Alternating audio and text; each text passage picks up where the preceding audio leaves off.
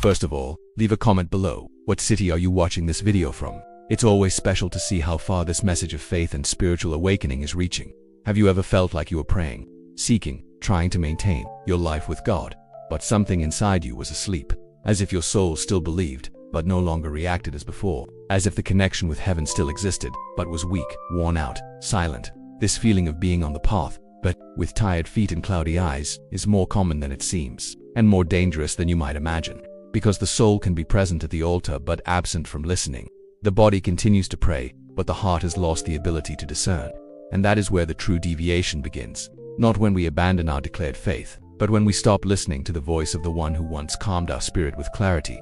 The lack of spiritual discernment does not come like an earthquake, it comes like a fog. It begins in the details, in the tiredness that you ignore, in the rush that suffocates your communion, in the prayer that becomes a habit, in the Bible that becomes routine. And without realizing it, you are living an automated faith, full of rituals and devoid of direction. The Holy Spirit continues to speak, but you, distracted, can no longer hear. You follow, but in the dark. You search, but without depth. And the danger is not only in moving away from God, it is in continuing to be close, without sensitivity, in continuing to serve, but without listening, in continuing to do, but without being guided. The Bible tells us a chilling scene. Eli, an experienced priest, was unable to recognize that God was speaking to Samuel. He knew the rituals, he knew how the temple worked, but he lost his spiritual sensitivity. And this shows us that time in the church, position or experience do not guarantee discernment. What guarantees discernment is a surrendered, humble heart, willing to listen. While Eli slept spiritually, Samuel, still a boy, still inexperienced, heard God calling him in the silence of the night, and even without knowing it, he answered, because God does not look for perfection. He looks for willingness, he looks for attentive ears. Today, the same voice that called Samuel still echoes, but the problem is that, in the midst of so much noise, we cannot always discern whether it is God or our mind, whether it is direction or just emotion, whether it is the Spirit or just our desire trying to appear holy. And that is why many are living by spiritual impulses, basing great decisions on momentary sensations, exchanging revelation for intuition, walking with sincerity but without clarity. And that is dangerous, because those who walk without direction get tired more quickly, and those who get tired stumble. And those who stumble can fall even inside the temple. You may be listening to all this right now and thinking, but I haven't strayed. And maybe indeed you haven't strayed from the commitments of faith, but your spirit has become disconnected. Prayer no longer moves, words no longer break, presence no longer transforms. And if that's the case, then this message is for you, because God is calling you back, not to a place, but to a state of listening. A place where you can once again say, "Speak, Lord, your servant is listening." A place where haste gives way to pause, where doing gives way to being, where the search is not for results, but for reconnection. And make no mistake, reconnection does not happen in the crowd, but in secret. It is not about doing more, but about being quieter. It is not about running, but about staying. The thread of heaven was never broken. It was just buried under layers and layers of noise, performance, activism, and control. But it is still there. It still exists, and all you have to do is turn to Him. Allow the Holy Spirit to rekindle what has been extinguished. Let Him whisper where you once demanded shouting. Let Him guide where you once tried to control. It's not too late. You haven't gone too far. Discernment can be restored. Sensitivity can be reactivated. But it starts with a simple and profound gesture: surrender. Because the Spirit only speaks freely where there is space. And perhaps today God is not silent. Perhaps He is just waiting for you to be silent first. That you stop chasing answers and start seeking presence.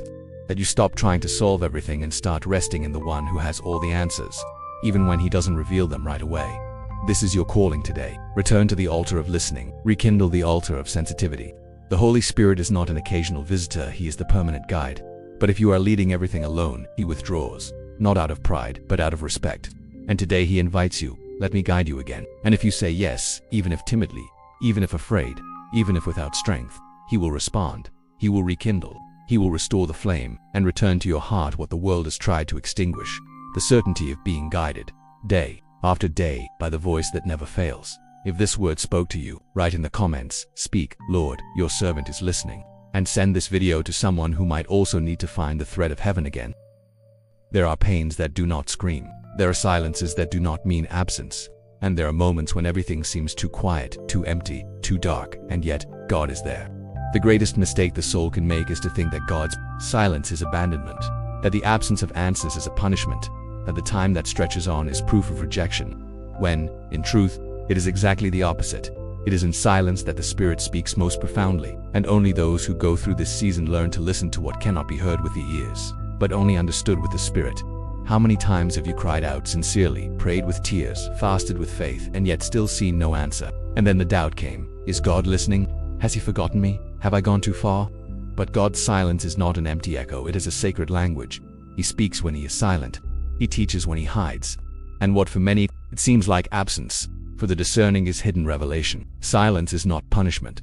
It is preparation, it is refinement, it is faith training, because it is easy to trust when you have proof, when confirmations accumulate, when everything makes sense. But the Spirit wants to take you beyond that too, a place where you continue to trust, even without understanding anything. Faith does not mature in quick answers, but in inexplicable delays. Trust is not based on immediate yeses, but on waiting that strips us of pride. There are times when God does not speak because He wants you to learn to walk without a map, but with a compass. He wants you to stop depending on signs and start developing sensitivity. Because the discernment that transforms destinies is not born on the stage, it is born in the desert. It was in the desert that Moses found the bush. It was in caves that David learned to trust. It was in prison that Joseph understood divine sovereignty. And it was under the juniper tree that Elijah rediscovered the voice of God. You may be in this desert right now, confused, tired, begging for an answer. But what seems like silence may be God emptying your soul of what is superficial, so that you can finally hear what is eternal. The Holy Spirit does not compete with the noise. He does not speak above the tumult. He waits for the soul to be still, for pride to be silent, for agitation to be subdued, and only then He whispers, a whisper that does not come to give explanations but to restore confidence. Because what your soul needs is not to understand everything. It is to trust in the one who is guiding everything. Perhaps you are praying, Lord, why don't you answer? But what if the answer is, because I am teaching you to trust without seeing? What if this silence is a shield that protects you from hasty decisions? What if this silence is the soil where faith will take deeper roots? There are things that heaven cannot entrust to a heart that still demands proof. There are directions that are only revealed to those who are ready to obey, even when logic is silent. Because spiritual maturity is not measured by the number of supernatural experiences someone has already had, but by the ability to remain at peace even when everything seems to go wrong. Jesus, before Pilate, remained silent. He could have defended Himself. He could have silenced His accusers. But He chose silence. Because silence is also an answer when you already know the Father's plan. And that is what the Spirit wants to teach you.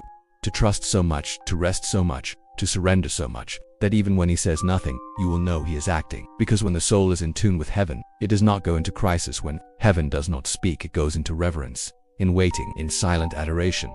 The great crisis of contemporary faith is this: a generation accustomed to speed, results, and guarantees, trying to understand a God who works in the invisible, a God who plants answers in seasons, who reveals meaning in harvest time, not in seed time.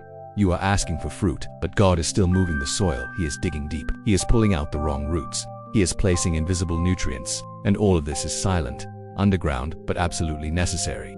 Because if the structure is not ready, the weight of the promise can crush those who should carry it lightly. The Holy Spirit is closer than you think. He hasn't gone away.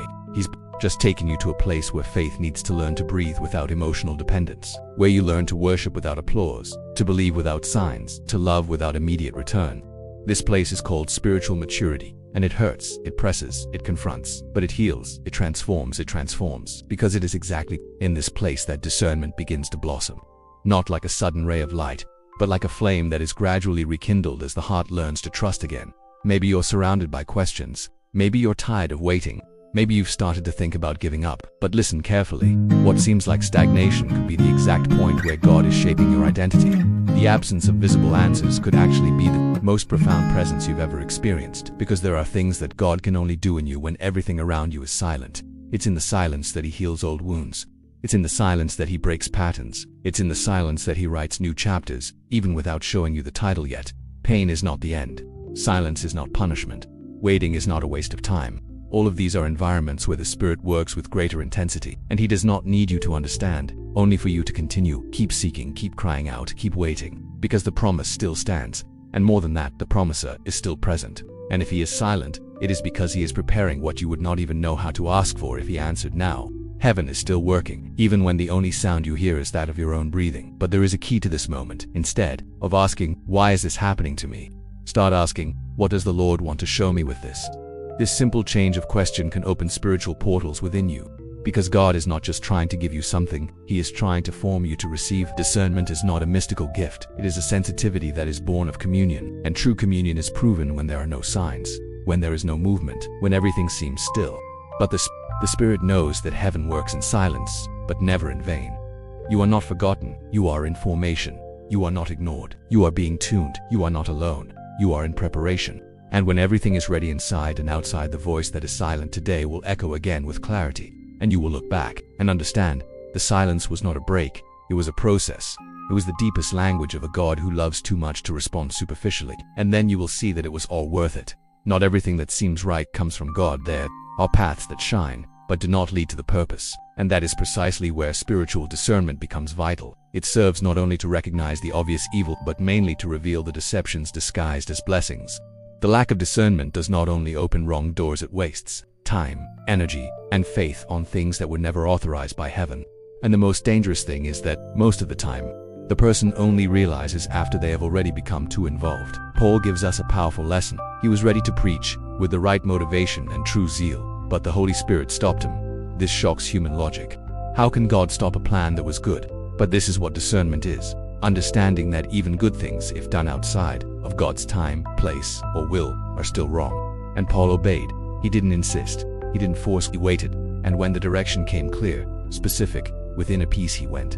And the gospel reached a new region. Because discernment aligns you with the exact geography of the promise. Today, many are driven by impulse, by opportunity, by emotional need. They make decisions based on human advice, numbers, appearances, but without prayer, without confirmation, without the peace of the Spirit.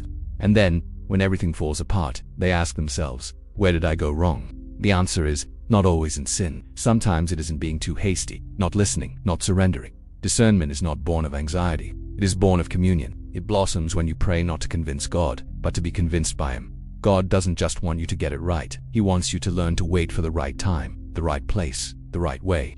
True discernment teaches you to say no, to open doors that heaven never authorized, and to say yes to things that seem simple but bear the seal of eternity. It frees you from the exhaustion of supporting alone what God never asked you to build. It frees you from the need to prove something to the world. Because when you are led by the Spirit, even your silence carries authority, and even your waiting is sacred. You may be faced with a decision right now, something that seems right, desirable, praiseworthy, but the Spirit has not yet confirmed it. And perhaps, deep down, you already know the answer, but you are trying to ignore it. Listen, peace is the arbiter of heaven, and if it is not present, do not move forward. Wait, ask, be silent, because discernment is not based on what is urgent, but on what is eternal, and what is of God always comes with peace, with direction, and with inner confirmation. If this word spoke to you, write in the comments, Lord, teach me to listen before I decide. Share this video with someone who is facing an important decision. You can be the instrument to change someone's destiny.